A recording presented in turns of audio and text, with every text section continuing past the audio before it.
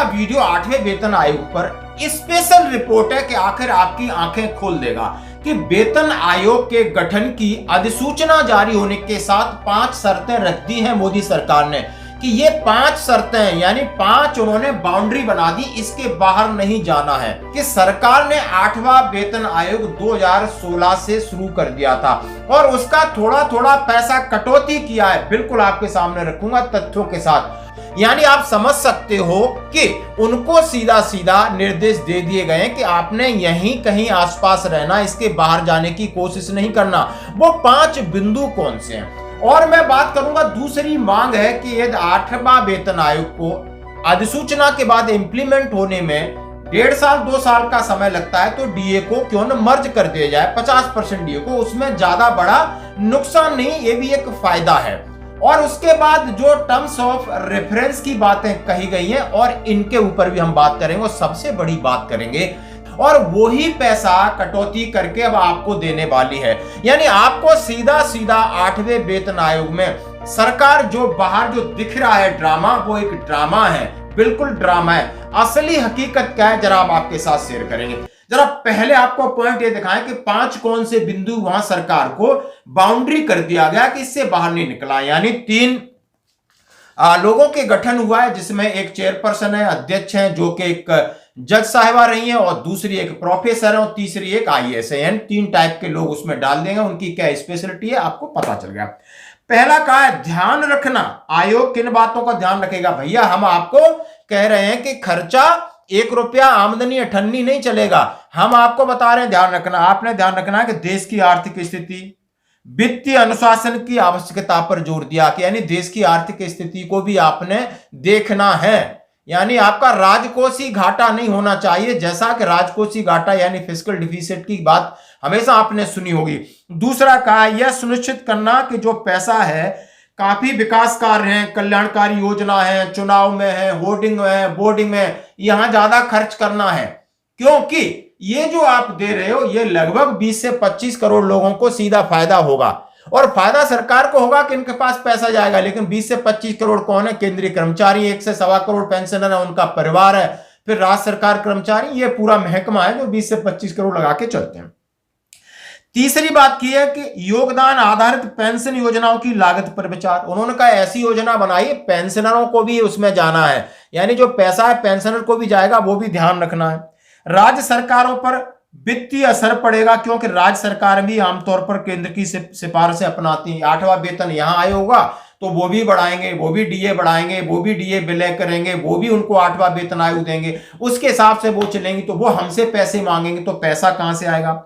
केंद्रीय सार्वजनिक क्षेत्र और निजी क्षेत्र के कर्मचारियों को मिलने वाले वेतन भत्तों और उनको भी तुलना करनी है। यानी सिविल में भी फिर लोगों डिमांड हो जाएगी कि भाई केंद्रीय कर्मचारी इतने पैसे ले रहे हैं तो सिविल में उनको भी बढ़ाना है। तो 5 तथ्यों में रखा है कि भाई इन सब चीजों को ध्यान आपको रखना होगा, जैसा कि तथ्य आपके सामने हमने रखे। ये आपने सुन लिया। अब मैं बात करने वाला हूं ये सारी चीजों को लेकर के आपको आयोग के गठन की घोषणा। अब आयोग काम करेगा। अब आयोग कैसे काम करेगा? पीएमओ यानी प्रधानमंत्री वाला ऑफिस है, वहां से जो जो डायरेक्शन मिलेंगे वही उन्होंने करना है।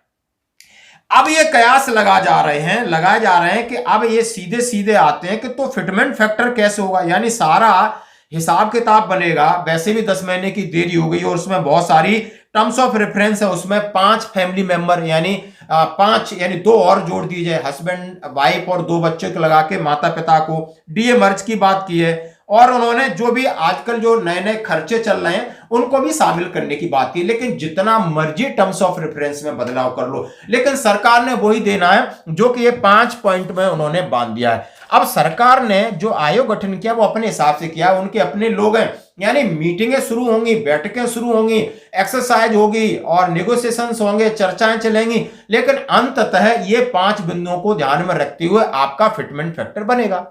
अब मैं बात करूं सीधा बहुत ज्यादा न जाते हुए कि फिटमेंट फैक्टर क्या हो सकता है। बड़े मजे की बात है, इसमें डीए और फिटमेंट फैक्टर की बात कर रहा हूं।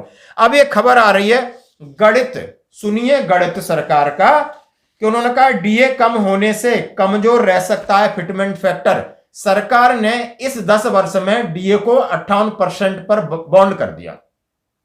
अब 58% पे कैसे बॉन्ड किया, जबकि पिछले बार ये डीए 125% तक पहुंचा था, जो कि जनवरी 2016 का ऐड करने के बाद लगभग 114-15 10 साल में पहुंचा था। अभी हम 58 को 61 कर रहे हैं, तो 3% आगे आने वाला है। मान लो 60, 3% बढ़ेगा जनवरी में। अब ये मान लो हम 61 हो जाता है, 58 प्लस 3 जनवरी 2026 का, तो 61 हो गया। उनका था 125% डीए। तो आखिर ऐसा क्या हुआ 10 साल में कि पिछली सरकार जो 6वें और 7वें वेतन आयोग का डीए 125% बढ़ा, और ये डीए आपका 60-61% बढ़ रहा है। वो डीए बढ़ती थी किस्त एक साल में 5, 6, 7, 8, 9, 10, यानी महंगाई के हिसाब से बढ़ती थी। अब ये बढ़ती है 2-3, 2-3, ये सरकार के हिसाब से बढ़ती है। इन्हें फर्जी आंकड़े थे, सही आंकड़े पहले वाले थे। क्यों आंकड़े थे कि जो डीए की बास्केट है, हर महीना एक सूचकांक निकलता है, इतना हुआ उछाल मई, जून, जुलाई, अगस्त। उसमें एक्चुअली होता क्या है, उपभोक्ता सूचकांक, जिसका जो हमारी रोजमर्रा की चीजें, खाने पीने, बास्केट का वेटेज बदल दिया इन्होंने। और उसमें बहुत सारी चीजें कि यानी जो रेट लगाते हैं, सपोज करो तो वो जहां से प्रोडक्शन होता है उसका रेट लगाते हैं, हमको जहां हम दुकान से लेते हैं उस रेट में भिन्नता है। दूसरी चीज सरकार ने बड़ी चालाकी किया कि मान लो आपको एक साबुन लगता है, तो साबुन के 10 रुपए या साबुन के 50 रुपए समझ लो, वो साबुन था 110 ग्राम का, साबुन को 80 ग्राम का कर दिया। बिस्किट पैकेट छोटा कर दिया, कोल्ड ड्रिंक्स छोटी कर दी, छोटी छोटी जो साइजिंग पैकिंग कर दिया है, अब उनको नंबर में, क्वांटिटी ऑफ नंबर है, नॉट ए वेट। तो इसमें सरकार ने बड़ी चालाकी से 2016 से अपनी तैयारी कर दी। अब तैयारी ऐसी कर दी कि जो डीए आपका लगभग 90-95 100% जाना चाहिए था 10 साल में, वो आपको 58 पे पहुंच गया। 58 पे पहुंच गया ना, सीधा सीधा। अब ये कहा जा रहा है, अब बात आती है कि फिटमेंट फैक्टर क्या हो सकता है। एम्बिट कैपिटल की रिपोर्ट कर रही 1.83 से 2.46। 2.46 का तो ऐसे बोलबाला है जैसे कि पता नहीं 2.46 को मोहर लग गई, लेकिन 2.46 आंखें खोल देने वाला है। बहुत दूर है, बहुत दूर है। कोई तो 2.86 3.0 कह रहा है, तो इनका लग रहा है ये मतलब ये सिर्फ अंधेरे में चले जा रहे हैं और आपको हकीकत से रूबरू नहीं करा रहे। अब ये कोटक इंस्टीट्यूट का है, उन्होंने कहा 1.8 होगा, 1.8 होगा सिर्फ आपका। और जो इंडिपेंडेंट एजेंसी है वो कह रही है 1.9 से 2.1 होगा, यानी 1.92, 93, 94, 96 के हिसाब से लोग कर रहे हैं। अब ये बताओ, अब ईमानदारी से आप ये सोचिए, हम सब पढ़े लिखे हैं और समझना भी बहुत जरूरी है, क्योंकि हमने भी बहुत सारी एक्सरसाइज की, बहुत सारे पेपर रखे हैं, पिछले 10 घंटे पढ़े होंगे। अब ये बताइए, ये डीए यदि 95% होता तो फिटमेंट फैक्टर क्या होता, 1.95। ऑलरेडी फिटमेंट फैक्टर, डीए कमजोर होने से फिटमेंट फैक्टर कमजोर हुआ। अभी आपका 161 है, तो 1.61 फिटमेंट फैक्टर हो गया। यदि डीए हमारा ऑलरेडी 95 पे पहुंचता या 100 पे पहुंचता, तो हमारी बेसिक सैलरी वैसे ही डबल हो जाती। अब हमको सरकार क्या दे रही, कुछ भी नहीं दे रही। सरकार ने जो हमसे काटा 1.9 भी देती है सरकार, हमें अपनी जेब से कुछ भी नहीं दे रही, ये बात पक्की है। प्रूफ के साथ कह रहा हूं, क्यों, जब 125% डीए पहुंच करके 2.25 फिटमेंट फैक्टर 7वें वेतन आयोग में बना और उन्होंने 2.57 किया, उसमें मात्र 14% की बढ़ोतरी लगा के कर दी। सरकार ने बोला उतना पहुंचो मत, नीचे ही पहले हमारा हिसाब किताब कर दिया कि हमें 1.61 पे रोक दिया और थोड़ा बढ़ा करके 1.90 को कर देती है। अब 1.85 करती तो कितना उछाल मिलता है, मात्र 15% का। वो तो डीए की कमाई से इन्होंने भरपूरी कर ली। यदि आपको 1.9395 जाता है तो 20 से 22% है।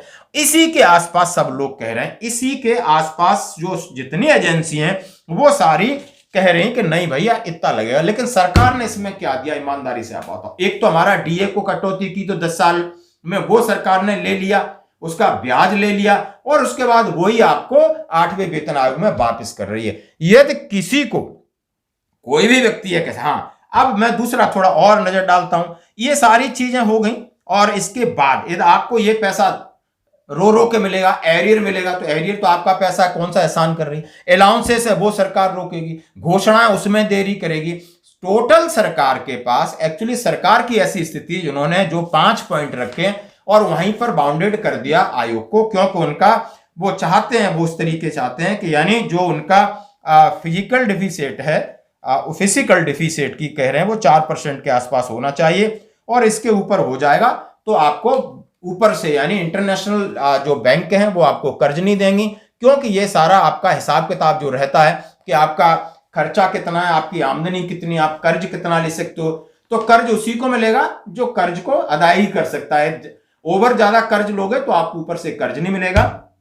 ये सारा है आंकड़ा। तो दोस्तों हम फिर आपसे अब पूछना चाहते हैं क्या फिटमेंट फैक्टर कितना हो सकता है। हमारे हिसाब से सरकार ने जो खेल खेला है, लगभग आपका फिटमेंट फैक्टर 1.9596 तक मैक्सिमम जाएगा। और जो 2.46 की बातें कहने जरा उनको भी देख लेते हैं। आप देख ले, कई ने तो न्यूज़ें बना दी हैं, तमाम तरह की न्यूज़ें बना दी हैं। 44,280 होगा पे लेवल 1 का, पे लेवल 2 का। ये सारी चर्चा हम बोर्ड पे करेंगे और समझेंगे 2.46 से यदि हम कैलकुलेट करते हैं तो कितना उछाल जाता है हमारे सिपाही से लगाकर ऑनरी कैप्टन तक का, और एक्चुअली 1.9296 पर हम कितना स्टैंड करते हैं, ये अगले वीडियो में कवर करेंगे। धन्यवाद।